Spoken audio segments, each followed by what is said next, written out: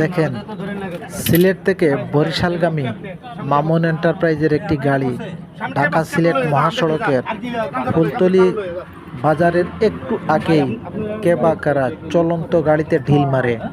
ঢিল মারার সাথে সাথে গ্লাস ভেঙে, বাম পাশের গ্লাস ভেঙে চুরমার হয়ে যায়। এ সময় প্রায় 2 জন আহত হয়েছে। এই বেশ কয়েকদিন ধরে সন্ধ্যার পরে রাতের আধারে ঢাকা সিলেট মহাসড়কের শেরপুর থেকে বিশ্ব রোডের ভিতরে বেশ কয়েকটি গাড়ির গ্লাস ভাঙা হয়েছে। অনেকগুলো গাড়িকে চলন্ত অবস্থায় সামনে ঢিল মারা হয়, অনেকগুলো গাড়ির সামনের গ্লাস ভাঙা হয়, সাইডের গ্লাস ভাঙা হয়। সম্প্রতি বেশ কয়েকটি গাড়ি রাস্তার পাশে নিয়ন্ত্রণ হারিয়ে পড়ে যায় ঢিল মারার কারণে। এবং গত কয়েকদিন আগে এনা পরিবহনের একটি বাসের চালক গুরুতর আহত হয়ে নিয়ন্ত্রণ হারিয়ে বাস নিয়ে রতনপুর নামক জায়গায়